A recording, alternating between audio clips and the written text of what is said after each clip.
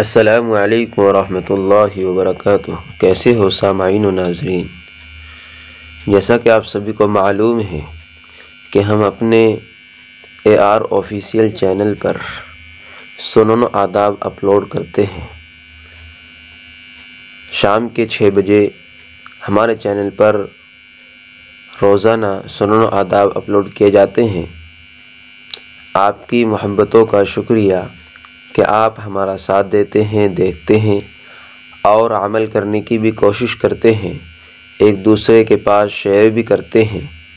اللہ آپ سے راضی ہو اور ہم سب کو تمام سنتیں زندہ کرنے کی توفیق عطا فرمائے۔ آج میں آپ کے سامنے حج اور عمرے کے آداب اور اس کی سنتیں بیان کرنے جا رہا ہوں۔ حج اور عمرے کے عام آداب کیا ہیں؟ آداب نمبر 1، اخلاص نیت سے حج اور عمرہ کرنا۔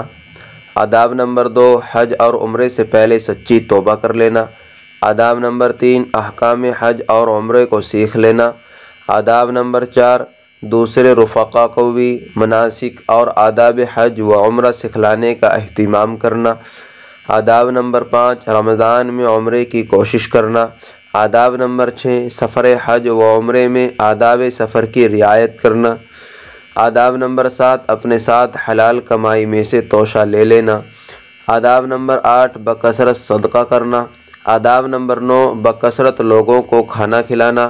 آداب نمبر 10، اپنے رفقائے سفر پر حسب حیثیت خرچ کرنا۔ آداب نمبر 11، اپنے ساتھیوں کی بقدر استطاعت خدمت کرنا۔ آداب نمبر 12، اچھے اخلاق سے اپنے آپ کو آراستہ کرنا۔ آداب نمبر 13، عورتوں کو پردے کا اہتمام کرنا۔ آداب نمبر 14، مردوں اور عورتوں کا باہمی اختلاط سے بچنا۔ آداب نمبر 15، بد نگاہی، بد زبانی اور دیگر معاصی سے اپنے آپ کو بچانا۔ آداب نمبر 16، دل اور زبان سے ذکر اللہ کا اہتمام کرنا۔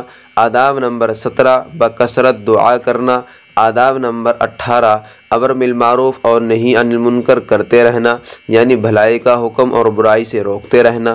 آداب نمبر 19، دوسروں سے پہنچنے والی تکلیف کو برداشت کرنا۔ آداب نمبر 20، تمام مناسک میں سنت کی رعایت کرنا۔ آداب نمبر 21، حج سے پہلے یا بعد میں روزہ اطہر کی زیارت کرنا۔